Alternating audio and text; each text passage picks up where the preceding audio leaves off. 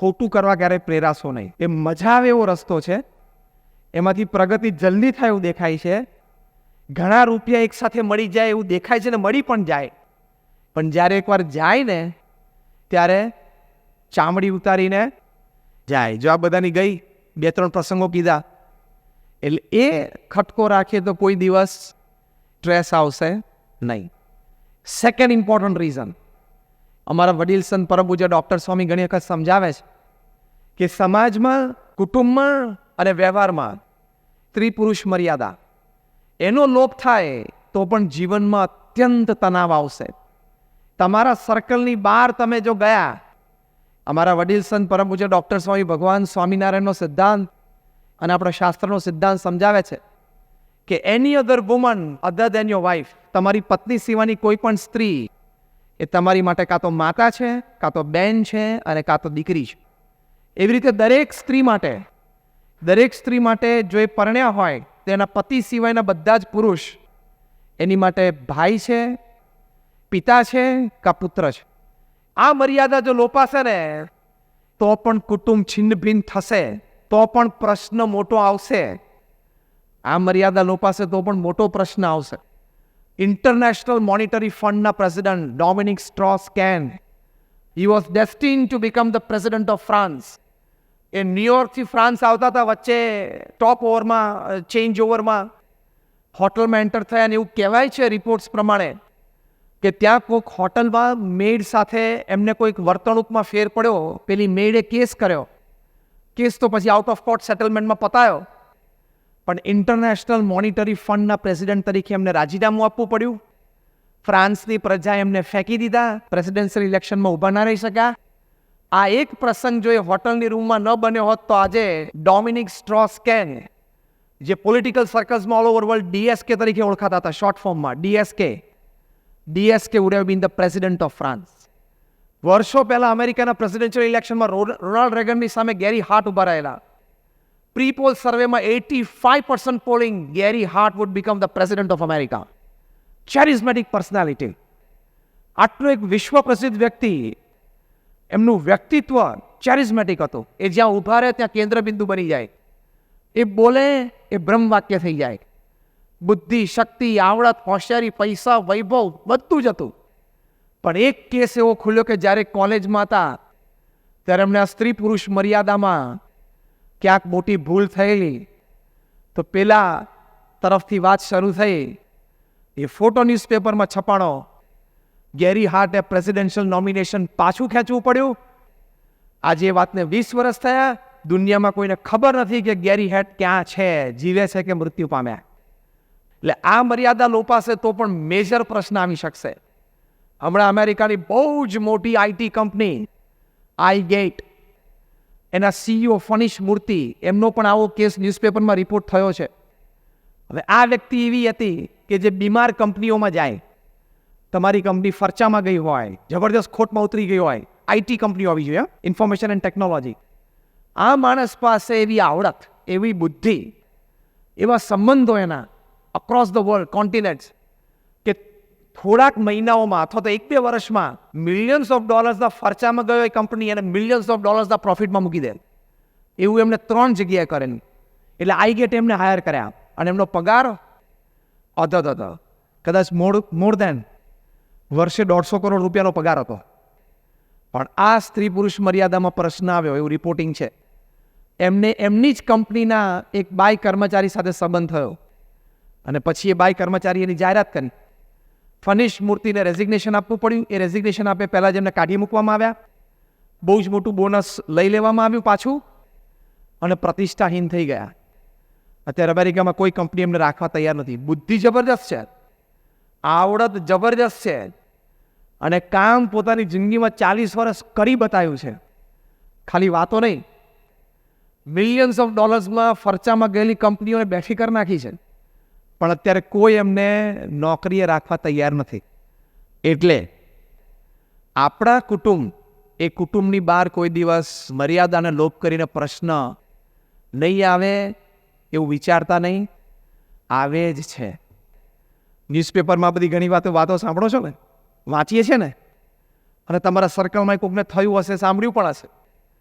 એટલે આ બે વસ્તુનો અત્યંત ખ્યાલ રાખવાનો, તો તમે 80% તણાવમાંથી બચી જશો. અત્યારે તમને એમ લાગે છે કે આમાં નથી અથવા આમાં બહુ રિસ્ક નથી, પણ અત્યારે તમને રિસ્ક નથી દેખાતું. There is a dangerous risk ahead. Don't play with cobra.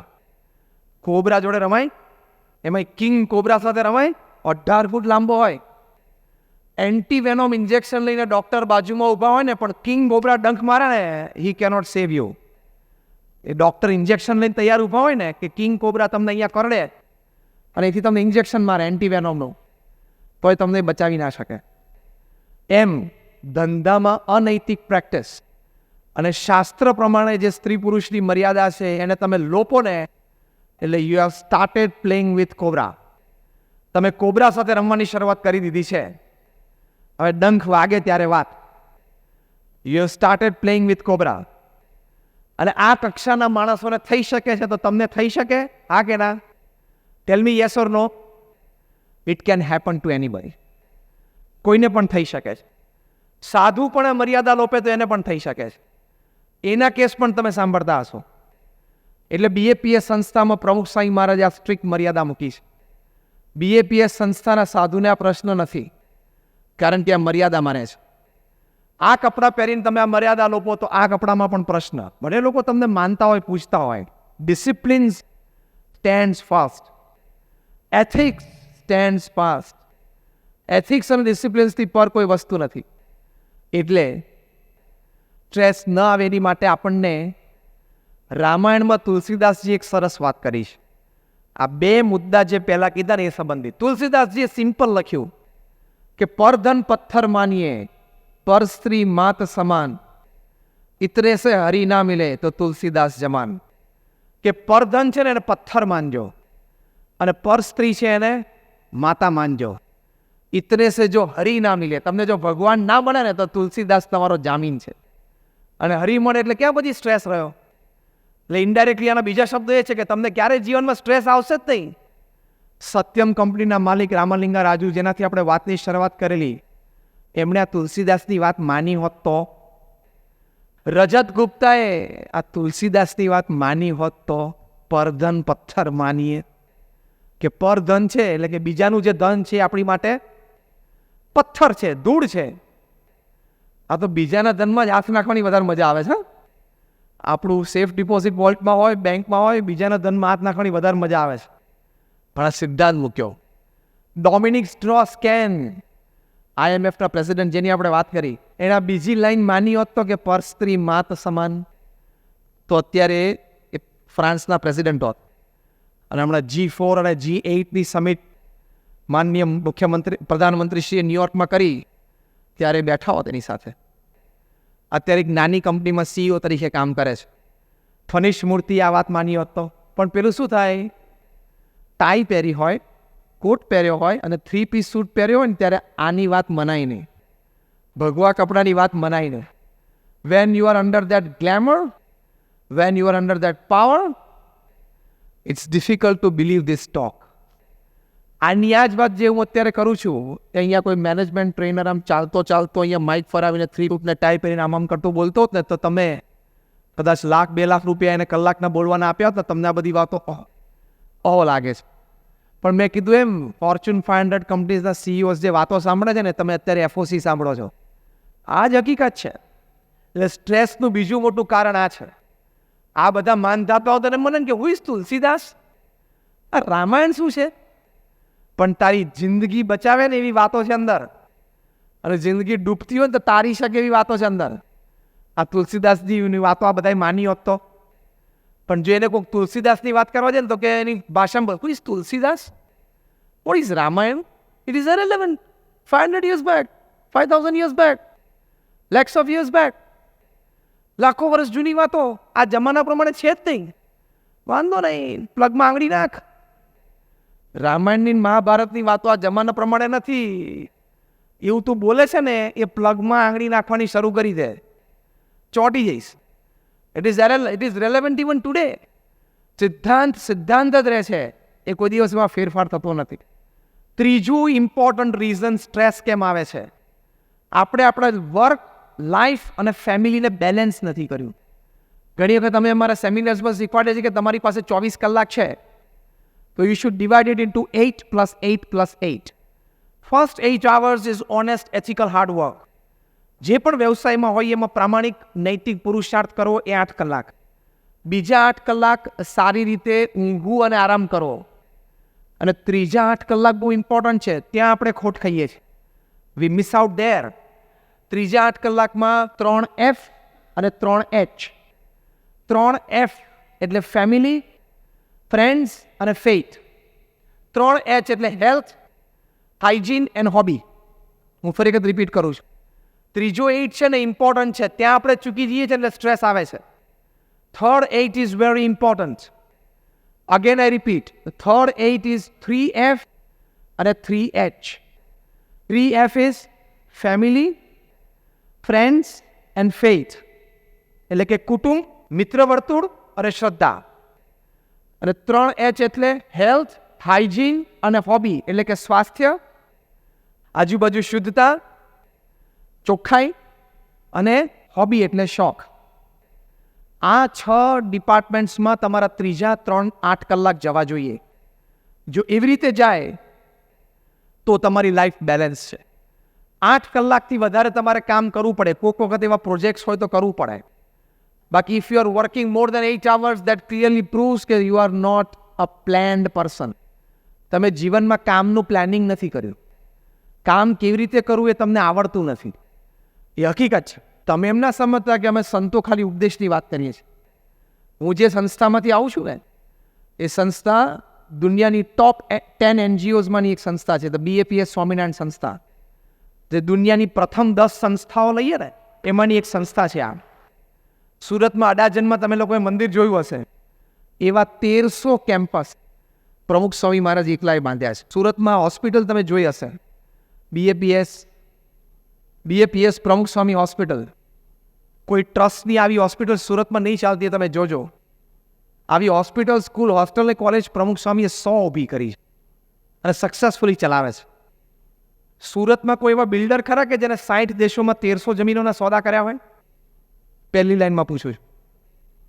મેં બોમ્બેમાં પૂછી લીધું, રાહેજા અને અજમેરા અને હીરાનંદાની બેઠા હતા ત્યાંય પૂછી લીધું, ત્યાંય કોઈ આ નથી પાડી દઈ ક્યાંથી આ પાડવાના. પ્રમુખ સ્વામીએ 60 દેશોમાં 1300 જમીનોના સોદા કરી નાખ્યા. એ સામાન્ય વાત નથી. One man show, is a one man army, is a one man organization. એમણે આ સંસ્થાનો વિકાસ, BAPS સંસ્થાને યુનાઇટેડ નેશન્સમાં પરમેનન્ટ સ્ટેટસ છે. દર બુધવારે અમારો રિપ્રેઝેન્ટેટિવ યુરોમાં ન્યુયોર્કમાં બેસે છે. એટલે એડમિનિસ્ટ્રેશન શું છે એમને ખબર છે. અમે સંતો 8-8 કલાક હોસ્પિટલો ચલાવીએ છીએ, સ્કૂલ ચલાવીએ છીએ, હોસ્ટેલ્સ ચલાવીએ છીએ. We know what is human resources, we know what is administration and management. અમારા 1000 સંતોમાંથી 650 પણ વધારે સંતો graduate, post graduate, chartered accountants, doctors ને એન્જિનિયર્સ છે. 200 પણ વધારે સંતો બોર્ન અમેરિકન સિટીઝન છે. 21 વર્ષની ઉંમરે સ્ટેનફર્ડ, યેલ કે ઓક્સફર્ડમાંથી MBA થયા હોય અને $1.5-2 લાખ પગાર છોડીને આવ્યા હોય. કુટુંબમાં એકના એક હોય અને અમેરિકામાં 20 મોટલનો માલિક હોય ને એ થયા છે. એટલે હું અત્યારે જે વાત કરું છું તમે એમના સમજતા ખાલી ચોપડીમાંથી વાંચીને વાત કરું છું. We are fully into administration, management. આટલી મોટી સંસ્થા રન કરીએ છીએ. એની પરથી હું તમને સમજાવું છું કે you should have balance in life. 8+8+8 A principal છે. 8 કલાક બહુ જ વ્યવસ્થિત સારી રીતે કામ કરવાનું, પ્રામાણિકતા અને પુરુષાર્થ સાથે.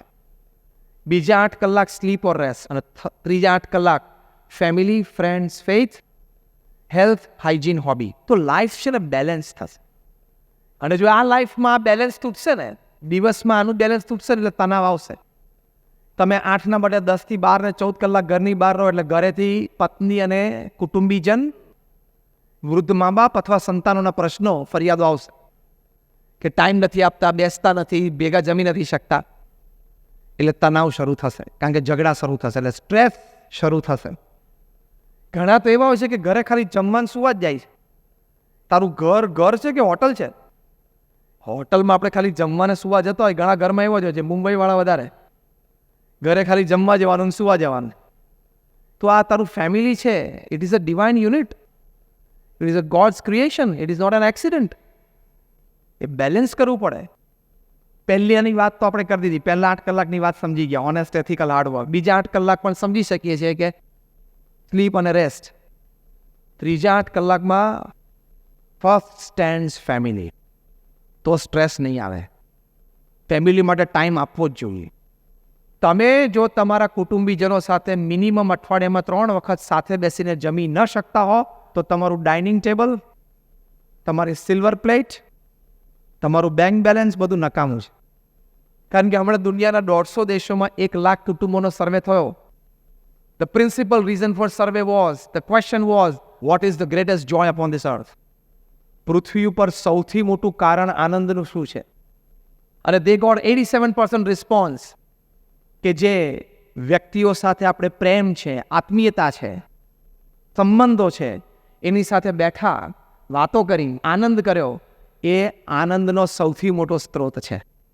Biggest Joy of happiness. Beyond your money, beyond your status, beyond your prestige, beyond your fame and beyond your power. આ જીવનમાં સૌથી મોટા આનંદનો સ્ત્રોત આ છે.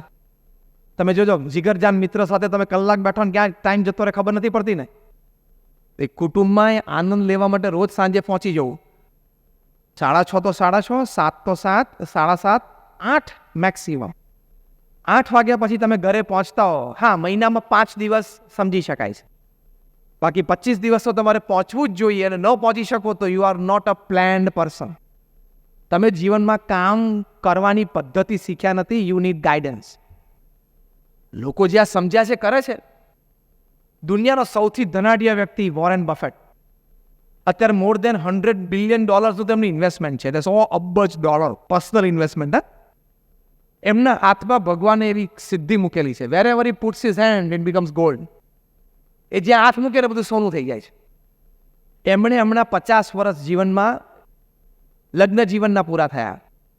એટલે એમની જે કંપની છે બર્કશાયર હેથવે, એ 63 કંપનીઝ છે. એમાં 63 CEOઝે દુનિયાના 63 સિટીઝમાં સરપ્રાઇઝ પાર્ટીઝ રાખે. એટલે એવરી વીકેન્ડ પાર્ટી, 1 વર્ષ સુધી પાર્ટીઝ ચાલી. અને જે દેશમાં હોય એ દેશના પ્રધાનમંત્રી, પ્રેસિડેન્ટ હાજર હોય. તો વોરેન બફેટના 50th મેરેજ એનિવર્સરી છે. Concluding party was in London. More than 20 heads of states were present. 20 દેશોના પ્રધાનમંત્રી અને રાષ્ટ્રપ્રમુખો ઓડિયન્સમાં હાજર હતા. અને વોરેન બફેટ અને એમના પત્ની સ્ટેજ ઉપર બેઠા હતા. સમજી શકાય ને આ પ્રસંગની ગરિમા કેટલી હશે, ઓડિયન્સ કેવું હશે. Proceedings were going on and somebody asked a question કે તમને વાંધો ના હતો એક પ્રશ્ન પૂછું. બફેટ કપલને પૂછ્યું કે what is the secret of your happy 50 years of married life? 50 વર્ષનું સુખી લગ્ન જીવનની ચાવી, રહસ્ય શું છે? વોરેન બફેટ માઇક ઉપર આમ ઉત્તર આપવાની શરૂઆત કરી, પહેલાં એમના પત્નીએ માઇક ખેંચી લીધું કે આનો ઉત્તર હું આપીશ. વોરેન બફેટના ચહેરા ઉપર કોઈ કરચની ફરકી નહીં, આંખ પણ ઊંચી ન થઈ, અને ચહેરો સ્માઇલમાં રહ્યો. એમાંથી લોકોને 50% ઉત્તર તો મળી ગયો કે બરોબર, આ સંબંધો 50 વર્ષ ચાલે. તમે ઘણું સમજી ગયા ને. ઘણા વખત પહેલાં મેં એક વાત વાંચેલી રીડર્સ ડાયજેસ્ટમાં. એક કપલને 50 વર્ષ પૂરા થયા, પાર્ટી હતી. કોઈએ પૂછ્યું કે 50 વર્ષ લગ્ન જીવનના પૂરા થયાનું રહસ્ય શું, સુખમય? ત્યારે પેલા પતિએ જવાબ આપ્યો કે બધી અગત્યની ઇમ્પોર્ટન્ટ મેટર્સ છે ને એના હું નિર્ણય લઉં, મારા પત્નીએ હા પાડી જ દેવાની, પૂછવાનું જ નહીં, આર્ગ્યુમેન્ટ જ નહીં કરવાની. અને જે મોસ્ટ ઇમ્પોર્ટન્ટ મેટર્સ છે ને, અતિ અગત્યની, અતિ અગત્યની, એ મારા પત્ની નિર્ણય, એ હું નિર્ણય લઉં. એટલે અતિ અગત્યના નિર્ણયો હું લઉં ને મારા પત્ની હા પાડી દે. અને ઓછા અગત્યના હોય એ મારા પત્ની નિર્ણય લઈને હું કહું હા. બધાને એમ થયું કે આવી રીતે તો 50 વર્ષ પૂરા થાય ને. એક ટ્રેક્ટરનું ટાયર હોય ને એક સ્કૂટરનું હોય, એમ આગળ વાહન જાય નહીં. કોઈક બુદ્ધિશાળી બેઠા હતા એને કીધું કે if you don't mind can you list out the most important decisions that you take and your wife follows, and the less important decisions that you take wife takes and you follow. તમે કહો તો ખરા કે જે ઓછા અગત્યના નિર્ણયો જે મારા પત્ની લે ને હું સિમ્પલી આ પાડી દઉં. કયું ઘર લેવું, કઈ ગાડી લેવી, ને કઈ સ્કૂલમાં મૂકવા, પિકનિક પર ક્યાં જવું, કોને કયા કપડાં ખરીદવા, શું પહેરવા, સગાવાલામાં ક્યાં કેવો સંબંધ કેટલો રાખવો, એ બધું મારા પત્ની નક્કી કરે, હું આ પાડી દઉં. એટલે બધાને વધારે આશ્ચર્ય છે. જો તમને બધાના ચહેરા ઉપર છે અત્યારે કે આ ઓછા અગત્યના નિર્ણયો હોય, ઘર, ગાડી, કપડાં, પિકનિક, સંબંધો, સ્કૂલ, એડમિશન, તો આનાથી અગત્યના કયા નિર્ણયો હશે કે આ જેન્ટલમેન લે અને એના પત્ની આજ પાડી દેવાની? તે કેન યુ લિસ્ટ આઉટ? એટલે પેલા જેન્ટલમેન કીધું હા, આનાથી વધારે અગત્યના નિર્ણયો કે અમેરિકા ઈરાકમાં એન્ટર થવું જોઈએ કે નહીં? એટલે લોકો કે ના, એટલે મારા પત્ની ક્યાં બરોબર છે, ચાપી લો. અગત્યના નિર્ણયો જે વિશ્વ ફલક ઉપર અસરકારક હોઈ શકે એ બધા હું લઉં અને મારા પત્ની આજ પાડી દેવાની. અને ઓછા અગત્યના જે અમારા ઘરની 4 દિવાલોની વચ્ચે અસર ધરાવતા હોય એ મારા પત્ની લઈ લે ને હું હા પાડી દઉં. તમે હશે એટલે આમાં બધાને પર્સન્ટેજ પ્રમાણે લાગુ તો પડતું હશે. વોરેન બફેટ કપલને જ્યારે પૂછ્યું what is the secret of your happy married life, Mrs Warren બફેટે બહુ સરસ વાત કરી, બધાએ સાંભળવા જેવી છે. તો તમને જીવનમાં ક્યારેય સામાજિક અને કૌટુંબિક જીવનમાં સ્ટ્રેસ નહીં આવે. વ્યવસાયિક જીવનની વાત પતી ગઈ. આપણે આવીએ છીએ કૌટુંબિક જીવન અને સામાજિક જીવનમાંથી સ્ટ્રેસ ઉત્પન્ન ન થાય એની વાતો. વોરેન બફેટના વાઈફે કહ્યું કે અમારા 50 વર્ષના લગ્ન જીવનમાં એક પણ એવો દિવસ નથી જ્યારે સાંજે હું અને મારા પતિ વોરેન બફેટ અમારા કુટુંબ એટલે કે અમારા સંતાનો સાથે જમવા ના બેઠા હોય. આ હું $100 માણસ છે ને એની વાતો કરું છું. તમારે ત્યાં 7,000 રૂપિયામાં હીરા ઘસતો એની વાત નથી કરતો. I am talking of $100 billion person. શું વાત કરો છો? તો કે યસ. કે તો વોરેન બફેટ રોજ સાંજે કેટલા વાગે ઘરે આવી જાય? 6:30 વાગે. 6 વાગે એ ટેબલ